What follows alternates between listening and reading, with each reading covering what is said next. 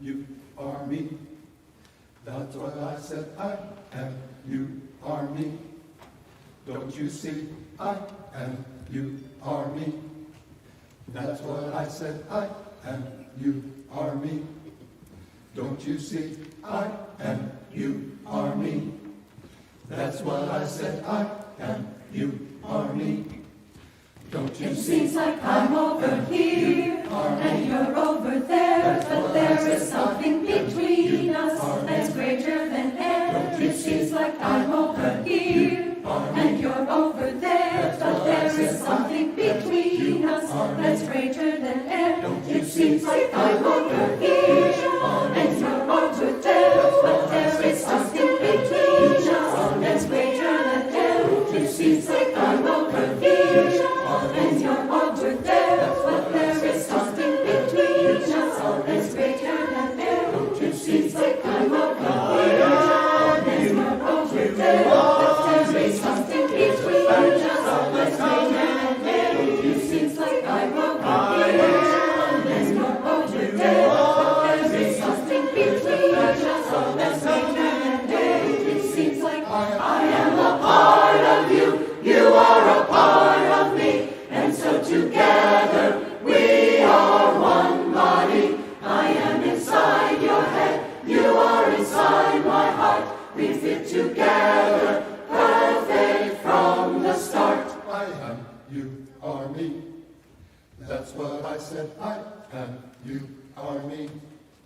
Don't you It see? seems like I'm over here and you're over there, but there is something between us that's greater than air. It seems like I'm over here and you're over there, but there is something between us that's greater than air. It seems like I'm over here and you're over there, but there is something between us that's greater than air. It seems like I'm over here and you're over there, but there is something between us that's greater than air. It seems like I am a part of you, you are a part of me, and so together we are one body. I am inside your head, you are inside my heart. We fit together, perfect from the start. I am a part of you, you are a part of me, and so together we are one body.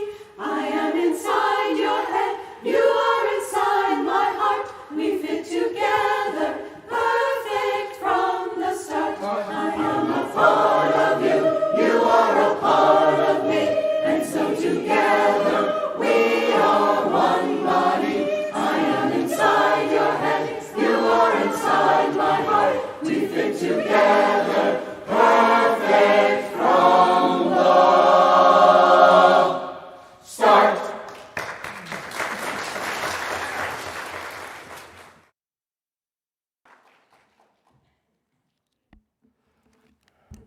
Good morning and welcome to Emerson Unitarian Universalist Congregation. We are so glad that you are here. My name is Bernadine Cataletta, and I'm a member of this congregation. I offer a special welcome to those of you who are joining us for the first time, either in person or online. We are grateful that you are here, and we look forward to getting to know you.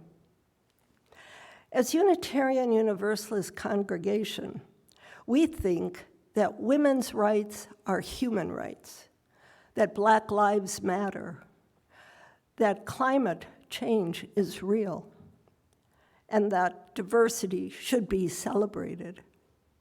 We believe in the inherent worth and dignity of each and every person.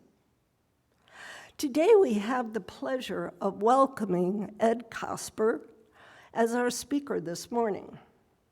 Years ago, Ed was raised in Indianapolis, Indiana, during the days of racial strife, segregation, and oppression that spawned the birth of the civil rights movement.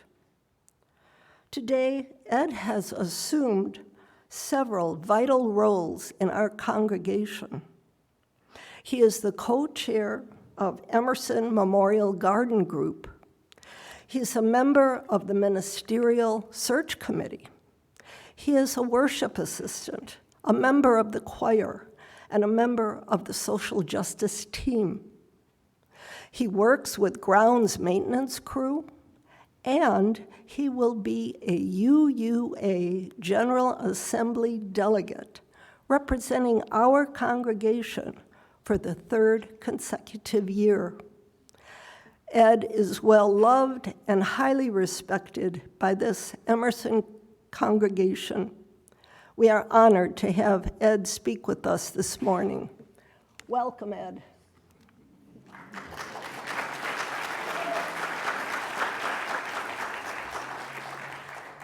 Each Sunday, we light our chalice.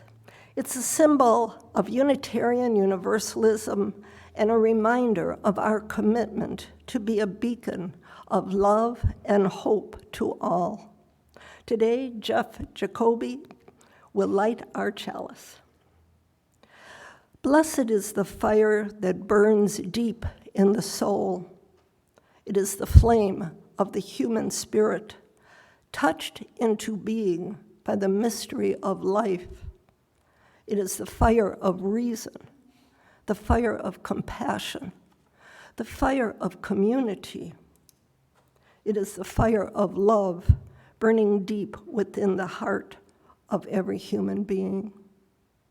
Now, in the spirit of the beloved community, let's greet and welcome each other to worship as we share our congregational affirmation. We need not think alike to love alike. Those in the sanctuary, please feel free to move around and offer a greeting to others. And those online, please use the chat to introduce yourself or to unmute and say hello.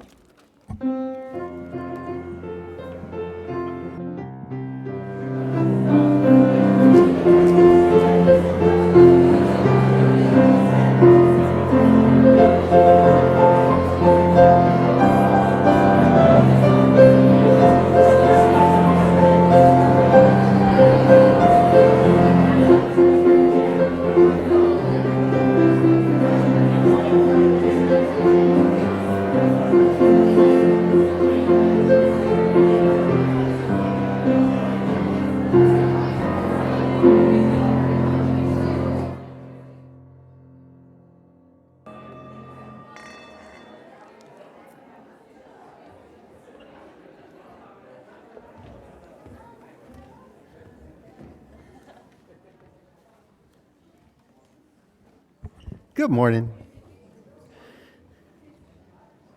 I got 2 minutes to tell you about the upcoming drum circle next Saturday. If you would, I could use help just if you feel like it, maybe just a light clap or even like a little tap on your hymnal for a very slow, steady beat. Gonna go like this.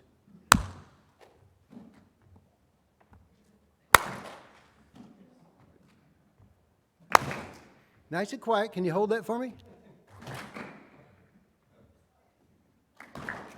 Good, good. Keep going. Stick together. Nice. Keep going. I'm Mark Cobb. I'm Ministry Associate for Spiritual Practice and some other stuff. One of my favorite spiritual practices is having a drum circle. We got one coming up this Saturday night. It's good. Maybe you start to notice it takes a little effort to stick together with the group. But you might also notice if you mess up, the group can hold it for you. My teacher likes to say that you don't have to push the rhythm. You have to make it happen. It's like a river. You just get in it and float. So if you come to the drum circle, that's what you should be looking forward to. Float in the river of rhythm. Every once in a while, you put in a little something. See, you just put in a little something every once in a while. So hope you can come out. We're going to be out back. We're going to have a fire if the weather permits, and we're going to do a potluck with it 6 to 8 on Saturday night. Hope to see you.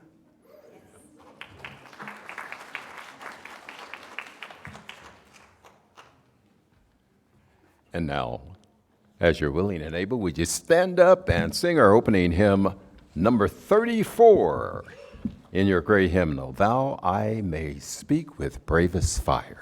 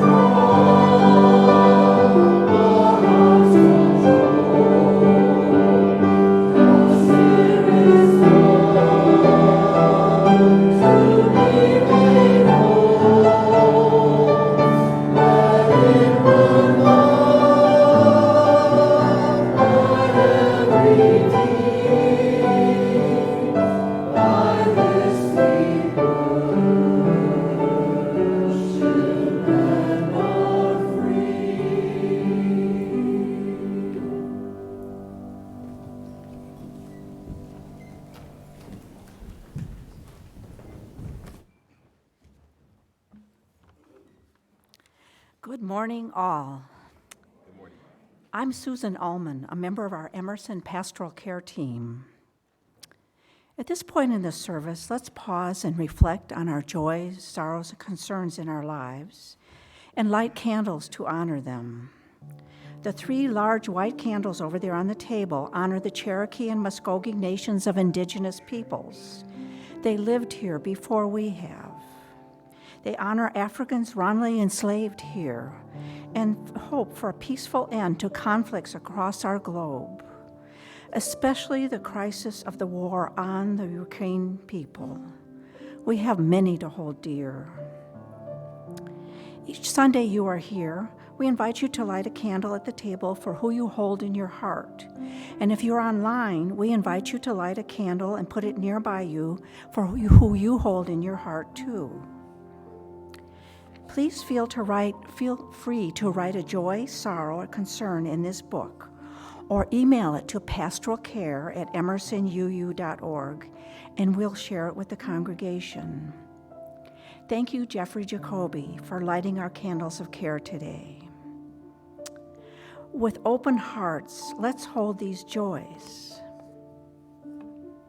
From Melanie LeMay and George Clear, we are celebrating our 7th anniversary today. We were the first Emerson members to be married in this sanctuary after our congregation moved to this building. Reverend Jeff Jones officiated at the ceremony, and Scott Dobler and Mark LeMay provided the music. Many of you were present that day to bless what has been a very happy marriage. Congratulations to you both. And one from all of Emerson. I bet you didn't know that, but our joy is to welcome Emily Vinson to our congregation as our new office administrator. And it's our joy that Sarah Drew has served as office admin for several years. Today is her last day working. Then she's going to continue as an Emerson member. Congratulations to Emily and to Sarah. Thank you. We know that joys, sorrows, and concerns remain unspoken and in our hearts. So please say out loud or type in the chat if you're online, whoever you hold in your heart today. My sister Judy.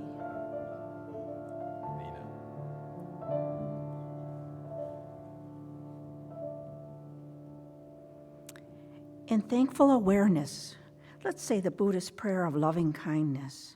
Please repeat the words after me. May we all be filled with loving kindness. May we all be filled with loving kindness. May we all be free from harm and suffering. May we all be free from harm and suffering.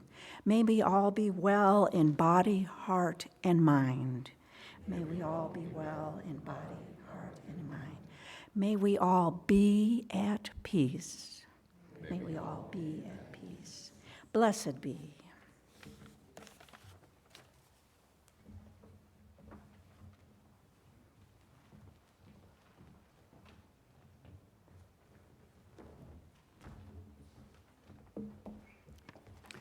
Good morning, Emerson. My name is Ann Mason, and I am on the Social Justice Leadership Team. This month's Share the Basket partner is the Tommy Nobis Center. Tommy Nobis Center has served people with disabilities across the metro Atlanta area for over 45 years. Through their programs, both adults and youth living with disabilities are provided with education and employment services, preparing them for professional success. Well, we'll get that. Through Tommy Nobis Center's supported employment programs with local companies, as well as offerings such as Early Youth Employment Service, known as EYES, E-Y-E-S, and the Academy, which opens in July, people with disabilities are making their employment aspirations become a reality. By having a job, they are contributing to their families and communities while building their own confidence and strengthening self-sufficiency. This video will show you how these vital services are inspiring families and changing lives. Maybe dim the lights a little.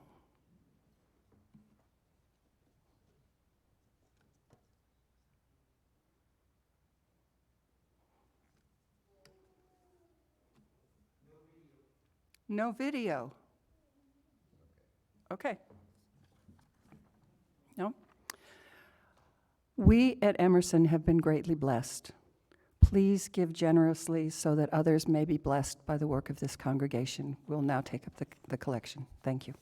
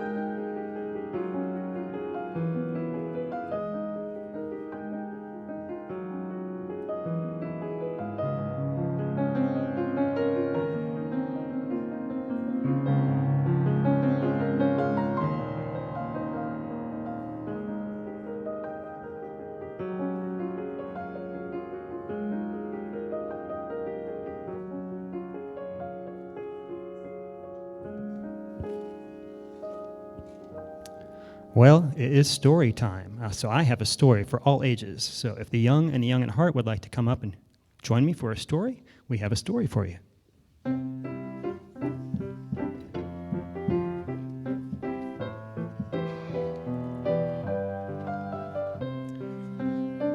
And I'm fortunate I have Christy to hold the microphone for me so I can just hold the story. So thank you, Christy. All right, well, thank you for joining me for the story. I appreciate it. Today's story is called The Curious Garden by Peter Brown. Once there was a boy named Liam who lived in a big old city where there were no trees or gardens.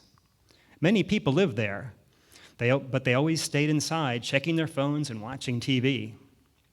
Liam liked to be outside.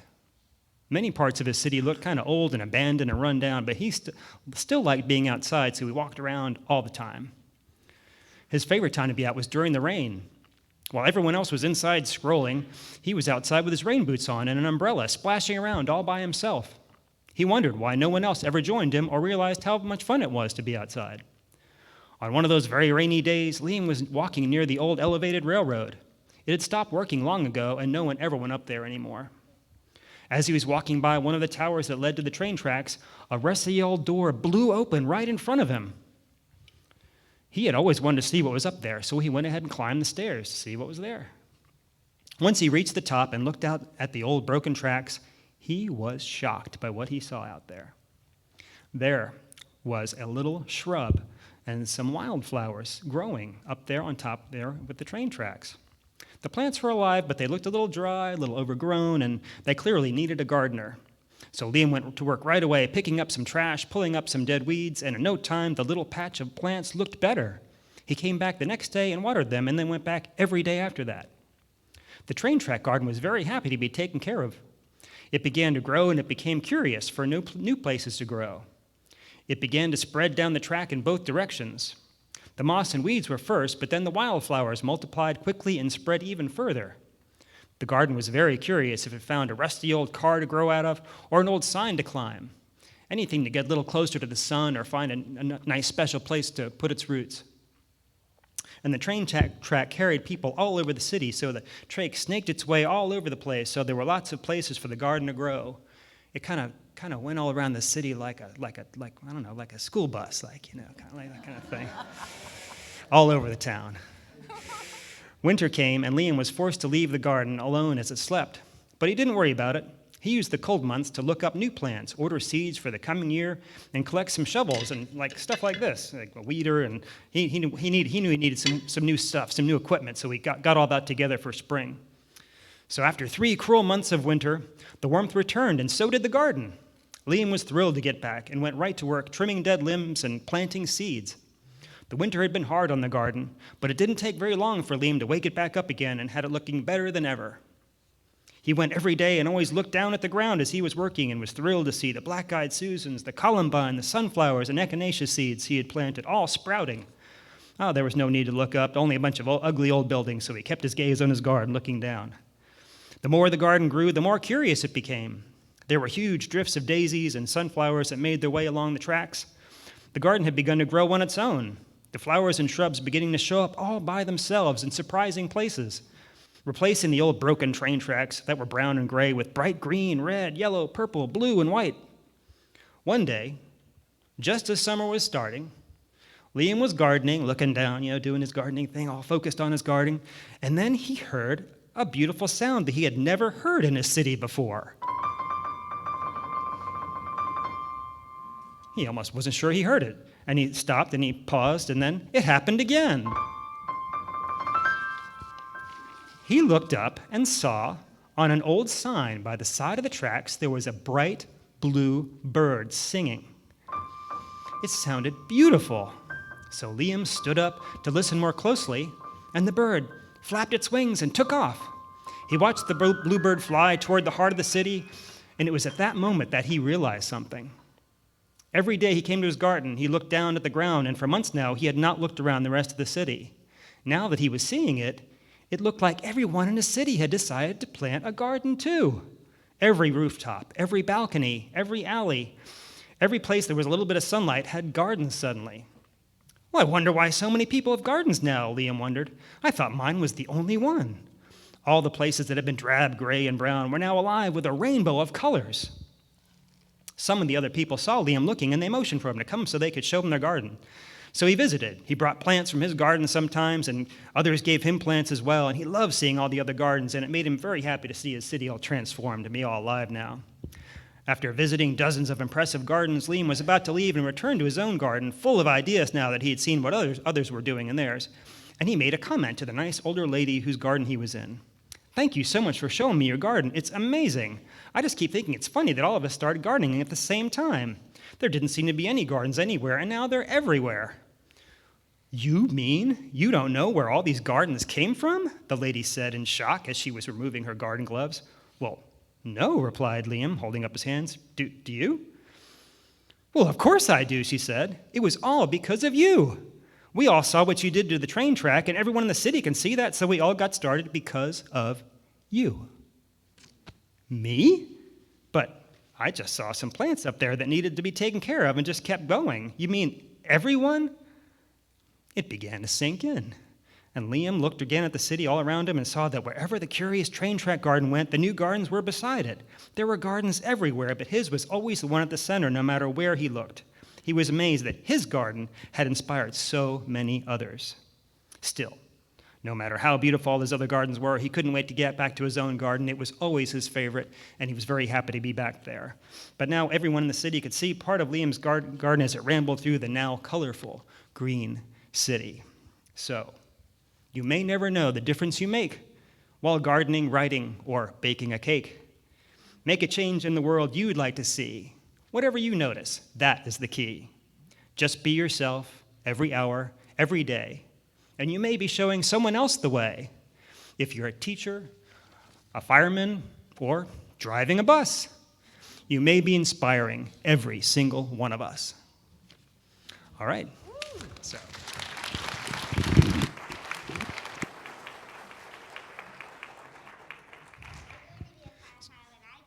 You are? Oh, that's a great profession to be. He said he's going to be a firefighter when he grows up, so that's an awesome job. Yes, you'll definitely make a difference. Okay, so now let's have everybody stand up as you are able, and we will sing our song of dedication.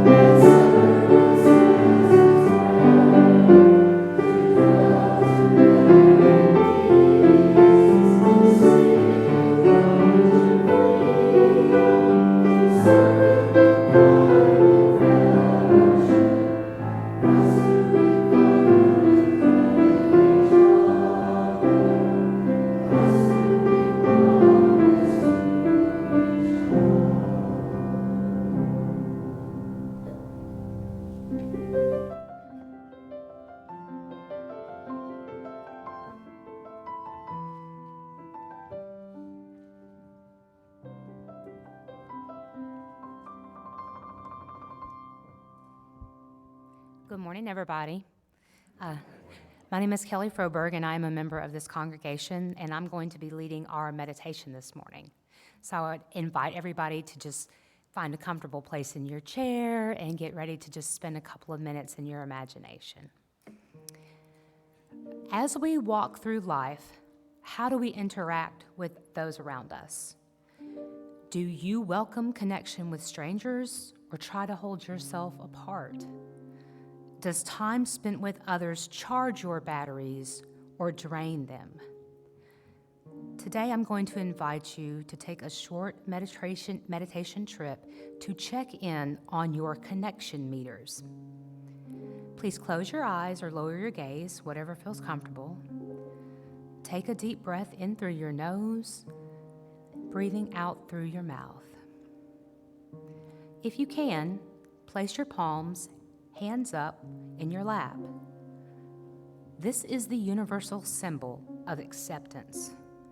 With open hands, we receive blessings and pass them on to others. Let's take one more deep breath, in through your nose, out through your mouth.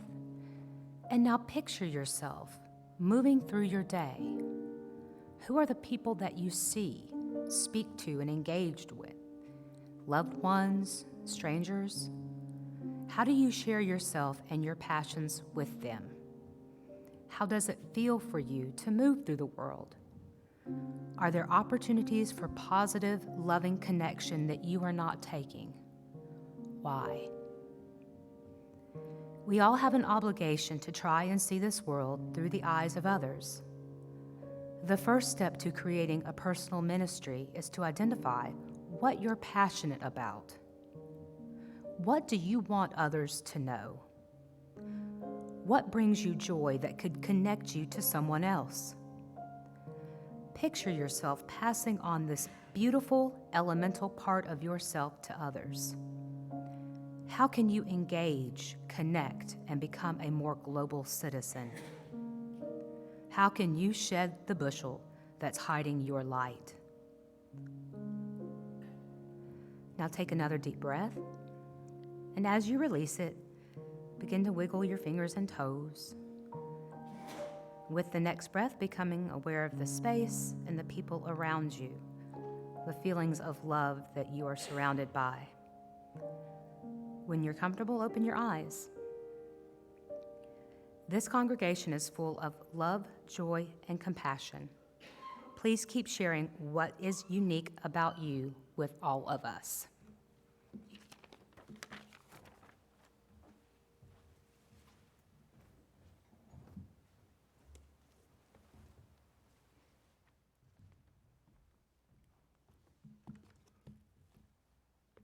Good morning, Emerson.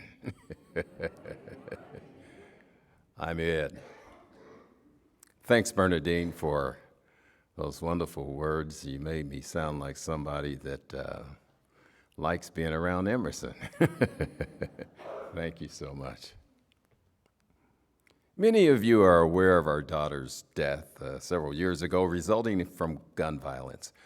Oh my, the anguish and the grief were overwhelming, and hard as I tried to get myself together, the more I found myself being swallowed up by the big fluffy chair, finding no joy in living, and with no purpose or desire, I just couldn't move. Kathy, my spouse and partner, was so loving and kind and understanding. She knew that I was having difficulty adjusting to our loss, while at the same time was making the switch to retirement. And she kept saying, Ed, you need to get out and do something. She didn't know what that something was, but she knew that I needed to get out of that chair. Thanks, Kathy. I appreciate you more and more each day. You were right, something did need to change. My daughter Erica and her mom both suggested I drive a school bus. No, my sisters, who are both retired educators, said, "Are you crazy? Do you know how these kids are today?" I know many of you are educators or have been educators, and you probably know what they meant, but I was somewhat naive, and I really didn't know, but I said, "What do I have to lose? I'll try it for 6 months, and I can do anything for 6 months. I know kids. I've got 15 grandchildren. I know what I'm doing." Well, I show up for the interview. I introduced myself and was told that this is an interview for a school bus driver job, and did I have any questions? I briefly said that my wife told me I need to get out of the house and to get busy making changes. I noticed the interviewer was making notes, and as I spoke, he seemed alive. As I spoke, he was making a checklist off, and he said, "He seems to be alive and awake." Check.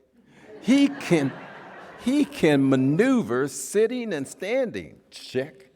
His temperature looks okay. Check. He appears to have a pulse and talks real good. Check, check, check. Hiring recommendation, he's hired. Well, training began on July the 5th of last year. Wow, it is hot in Georgia.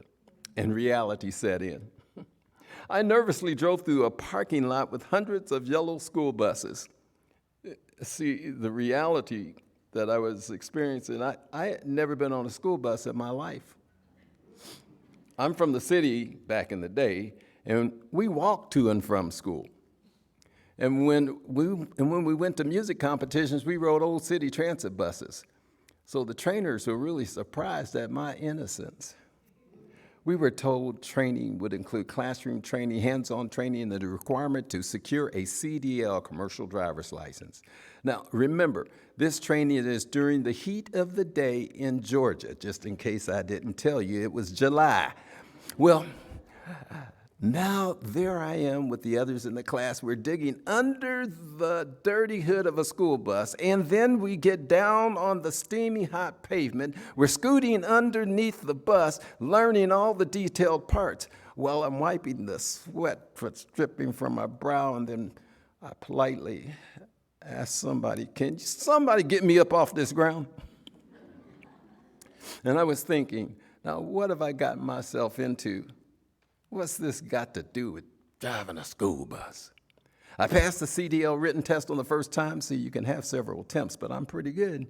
Then comes the hands-on test, and I identify all the parts of the bus, and next the challenging driving test that required driving through neighborhoods and on the highway, starting and stopping, putting that flashing stop sign out, in and out, backing up, then backing up while switching lanes and making a turnaround, parallel parking on the left side, parallel parking on the right side, railroad crossings, emergency procedures. Somehow I passed.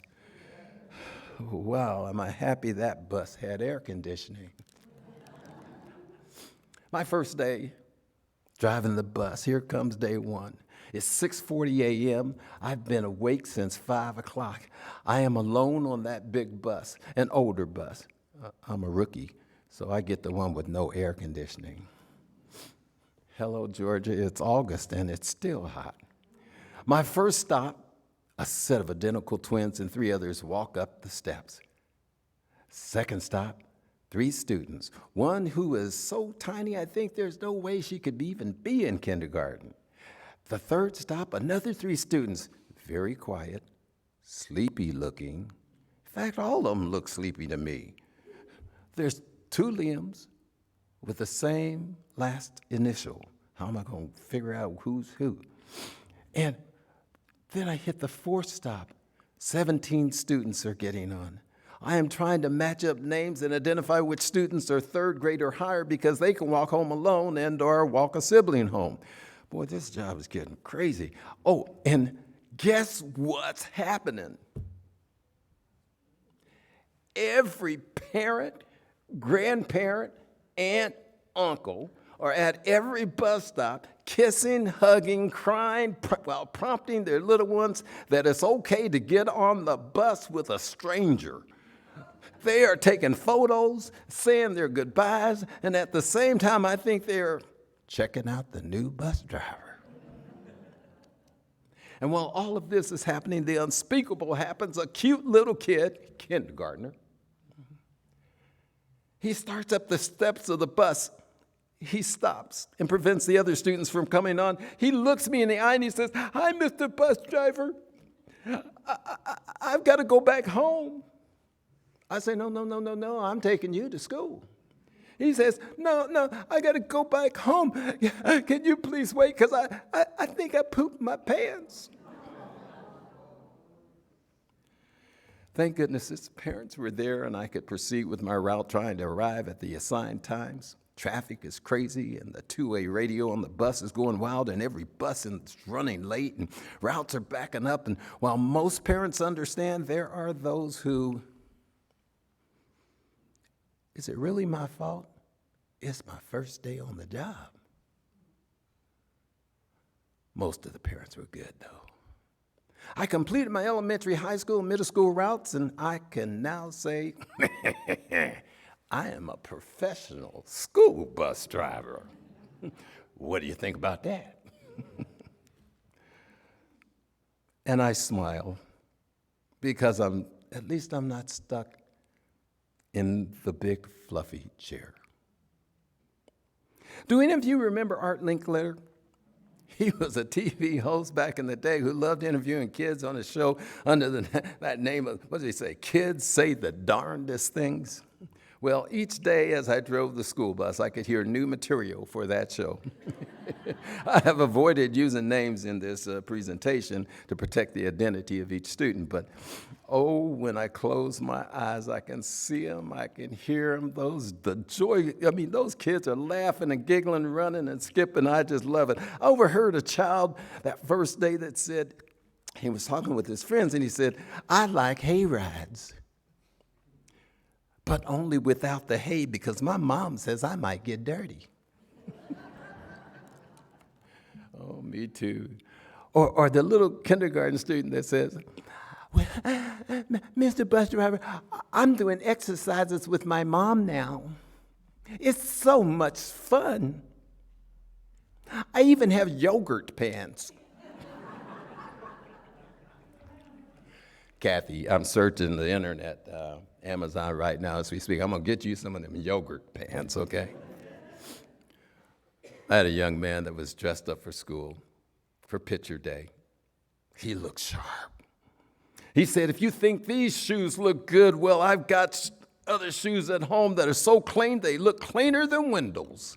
I'm going, oh my goodness, I better check out my shoes to get them clean as windows. Or little CJ saying, I don't know my states yet, except the United States.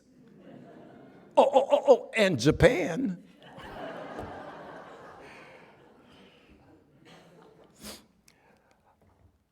Oh, they are so funny, the laughter and giggles.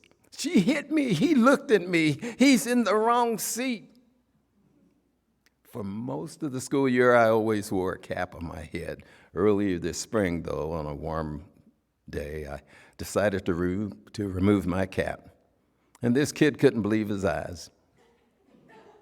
He yelled out as loud as possible, hey, everybody, look, the bus driver's bald. Did you see he's bald? Kids pick up and notice some of the weirdest stuff, you know what I mean? And a second grader, little Abby, who was always dressed like a supermodel, had a little purse she always carried. She had her book bag, but she always had a purse, matching outfits, perfect hair, lipstick, nail polish. Oh, she was runway ready. And I said, do you do like fashion shows and stuff? And she said, no, I'm just a cheerleader. Oh, I tell you, I had so much joy, and I was educated in so many ways with these kids. This kid, who looked really tiny, she loved to help me with counting the students on the bus. See, I decided to give out jobs and responsibilities on the bus. Students to help me with the student count days, or helpers with the emergency evacuation drills, or folks to assist people with art projects as they got on and off the bus. You can't imagine how thrilled these youngsters were to be trusted with responsibility. They begged me to choose them. That little girl, she sat by herself and didn't have many friends. One morning, she came bouncing and smiling cheerfully onto the bus. She said her mom took her to Walmart, where she purchased 2 bags of erasers. They were so cute, different shapes and colors. Some looked like animals or cartoon characters. There was so much excitement around her. All the kids around her were asking for one of those erasers. She joyfully filled each student's request, and all was good. For that one day, she had friends. She was happy. I hope she learned a lesson that day. I dressed a little more fashionable one day with a dress shirt, sweater, and a student asked me if I'd been to church earlier that day. I said no, and he said, well, are you planning to go to church? I said, well, no. And he said, well, you sure do look like you're going to church. Sometimes how we dress conveys a story to others. Mr. Bus Driver, Evan is bleeding. I pull to a stop, get out the rubber gloves, I put on a mask. You know, this bodily fluid thing I got to be concerned about, right?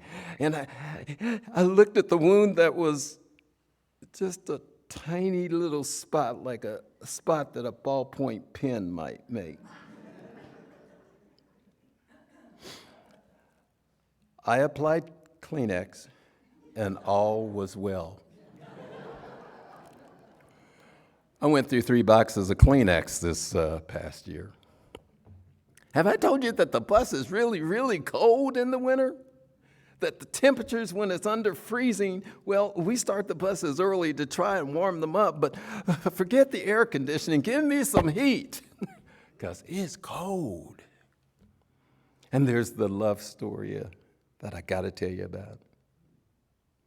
2 kindergarten students, both Snow White, blonde hair. She is very talkative, and he never says anything. I tried all year to get this kid to talk to me, to say hi, bye, or something, but she says, Mr. Bus Driver, guess what?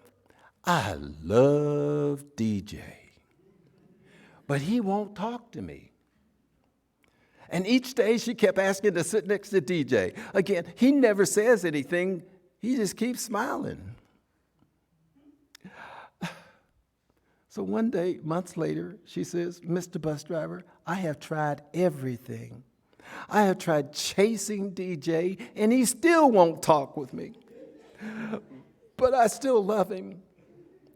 And then later in the school year, I looked in the mirror, and DJ is now talking. I noticed them carrying on a conversation, and he's smiling. She's smiling too. Reminds me of how Kathy and I first met. I chased her around and around. Well, that's a different story, but anyway. The other bus drivers look strangely at my group. They say I should be stern and firm, and I tell them that my heart doesn't operate that way. Mr. Bus Driver Keith is putting his fingers up his nose and spreading stuff all over the seats. I had to write him up and submit it to the assistant principal. And later she said he had admitted to the infraction and said he wouldn't do it again. She told him that now someone has to clean that up. And he said, don't worry, that everything was okay because Mr. Ed would clean it up. She asked, well, is that fair to Mr. Ed? He said, well, I did tell him that I'm sorry and I won't do it again. Apologies accepted. Mr. Ed, I got 3 smiley faces. Mr. Ed, I got $100 billion in my piggy bank, and now every kid is trying to top that. Oh my, have they all changed throughout the school year. They all had teeth at the beginning of the school year. And one by one, they showed up with missing teeth, asking me if I noticed anything different. They proudly showed off the vacant spot where teeth used to be. One little girl, she told me as I was driving, fully focused on the road, she said, Mr. Bus Driver, my tooth just came out. What do you want me to do? I said, hold it tightly until our next stop. I wrapped it gently for her to take home to her parents. She was laughing and skipping as she ran home to her mother, probably knowing something might be under the pillow that next morning. Please don't get me wrong. I love my elementary students. They come on the bus calm and quiet in the morning, 6:45 to 8 a.m. But during the school day, they get all fired up and become noisy, jumping, jittery sparks of energy, paper airplanes, throwing balled up paper, screams of sheer terror, laughing, happy as can be. These kids are enjoying life and enjoying their friends. They are also children that must fear just about everything, including gun violence and the boogeyman. There are those special moments, though, in the day of a school bus driver when you realize the job is sometimes not that glamorous. It's really dark early in the morning, and then a young student holding a small pebble in her tiny little hand and presents it to you as a gift. Of course, the pebble was held so tightly in the palms of that tiny, sweaty little hand. For how long did she hold it? I don't know, but it was just for me. You know, Oscar Wilde says the best way to make children good is to make them happy. Receiving that pebble helped me to realize she was just showing me she was happy. I've received notes, letters, artwork, rocks, dandelion flowers, candy leftovers that were retrieved from deep, dark depths of pant pockets that are still gooey, sticky, and wet. I got high fives and heard every knock-knock joke ever, and I was even challenged to a dance contest and nearing the end of the school year. These students, these kids, they ministered to me and healed my soul.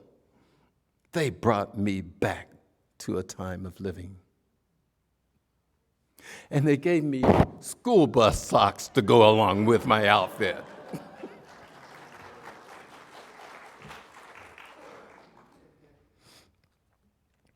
Angela Schwent, a mother and homeschooler, says, while we try to teach our children all about life, our children teach us what life is about.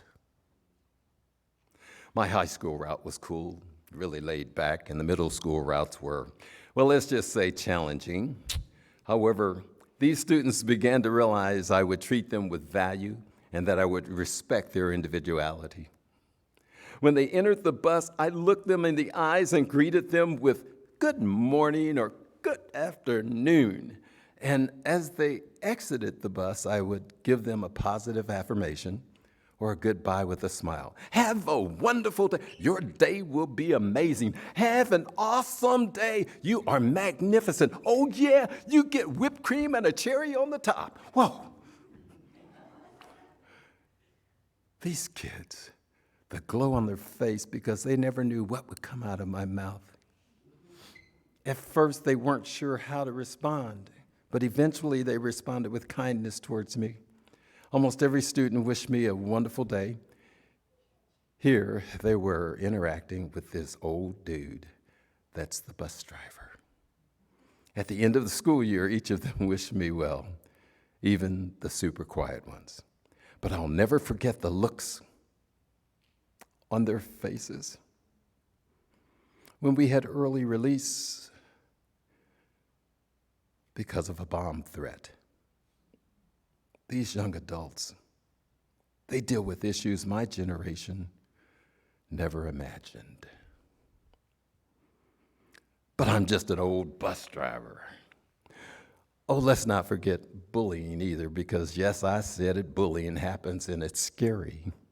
This middle school student enjoyed helping me make all the stops on the substitute route that I drove. He said he was not liked very much, that kids teased him because he lives in a mobile home park. Well, they were more like a trailer park. He lived in it with his grandparents. I later learned he was living with his grandparents because his parents couldn't handle him. I felt his pain. I could envision his hurt. And then when I was assigned the same route again, I overheard another student ask him, if it's a 2-bedroom trailer, then where did he sleep? Was it in the same room as his sister? And the questioning continued more and more in depth about where each family member slept until I spoke in a commanding voice for the conversation to be ended, and yes, I reported that. And I thought, if this is another part of a school bus driver's job, that's cool. I can handle it. Now, I was not the perfect school bus driver. In fact, I hit a basketball goal hanging over the curb in a subdivision at 6:30 in the morning. Must have just been placed there after Christmas break. perhaps a gift. I backed into and completely nailed a mailbox. I destroyed that mailbox while driving an unfamiliar middle school route. You can ask me later about all the other stuff that happened to me, but it was some crazy stuff out there because it's dark. I never expected the close relationships, though, that were being developed. Tearful students telling me their parents were divorcing, expressing their sadness because their romantic interests were not being returned, and telling me, oh, she was my BFF last year, but she's got a new BFF this year. First of all, I had to ask what is a BFF, but well, they're asking me, what are they supposed to do? And here I am. I'm just Mr. Bus Driver. I'm just Mr. Ed. But I became someone they could trust. So in closing, I signed on to get out of a big fluffy chair, and I accepted a job.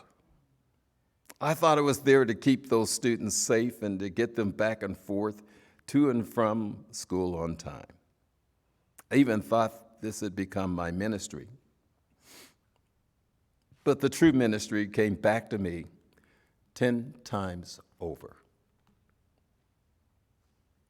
Remember, I said I could do anything for 6 months. Well, I completed the school year. And guess what? I'm coming back for more next year. I now know my purpose. I am finally out of that chair. I wish for you and hope for you that you will have and find your purpose, and that there won't be any big fluffy chairs in the way.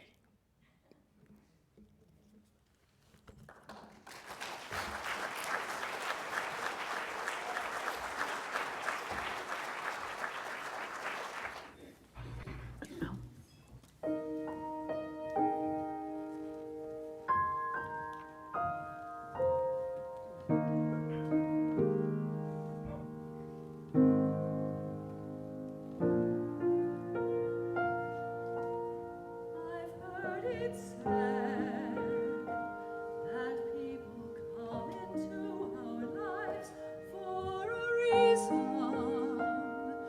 bringing something we must learn, and we are led to those who help us most to grow if we let them, and we help them in return. Well, I don't know if I believe that's true, but I know I'm who I am today because I knew you. Like a comet pulled from orbit as it passes the sun, like a stream that meets a boulder halfway through the woods.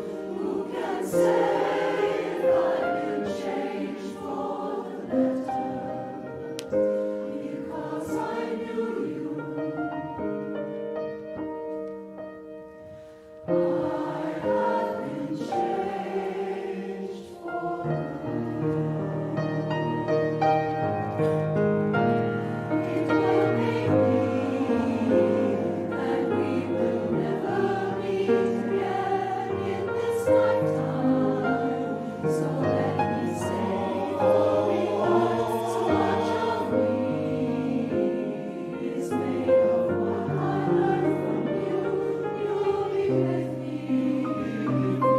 like a handprint on my heart. And now whatever way our stories end, I know you have rewritten mine by being my friend. Like a ship from its mooring, lying on the sea, like a sea drop by its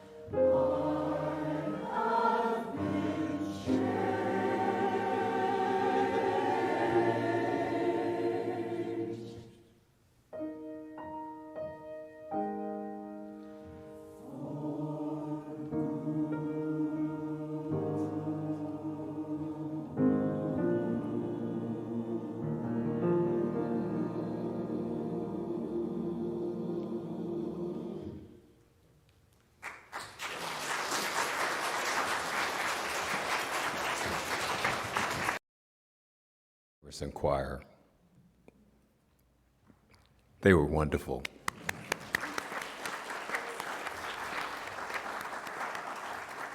Especially the bass section. I'm just saying.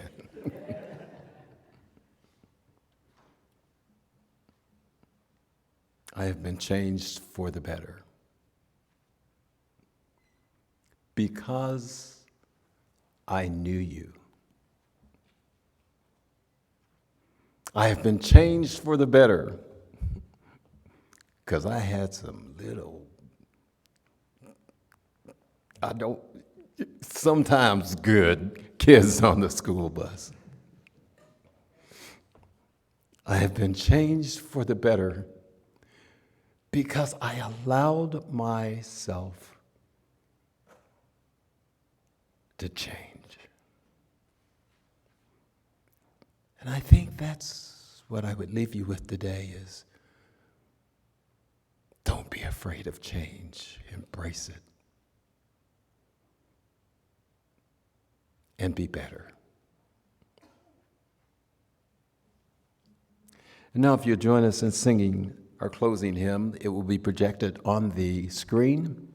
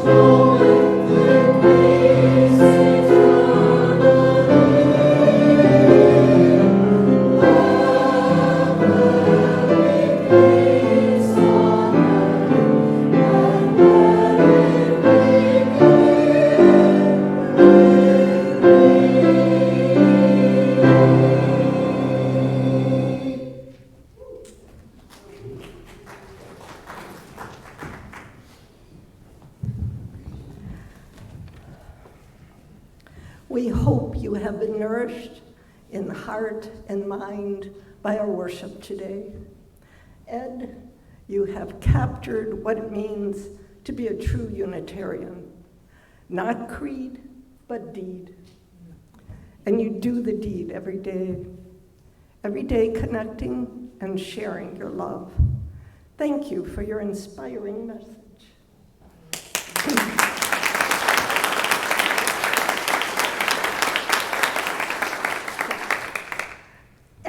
As our chalice is extinguished this morning, please join in the final words that are posted in the chat and in the order of service. We extinguish this chalice, but not the light of truth, the warmth of community, or the fire of commitment.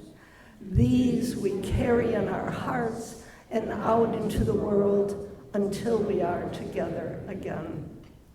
Plan to join us next week when Reverend Deborah returns to the pulpit with her message entitled An Evolving Faith. And a reminder that July 18th will be the Parting is Such Sweet Sorrow barbecue right after the service. Join us in bidding Reverend Deborah a fond farewell.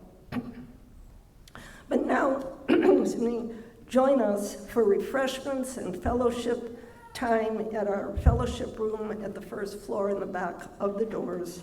Those of you online, please stay tuned for online fellowship time. At 11:20, we offer religious education. Just check your order of service for today's offering.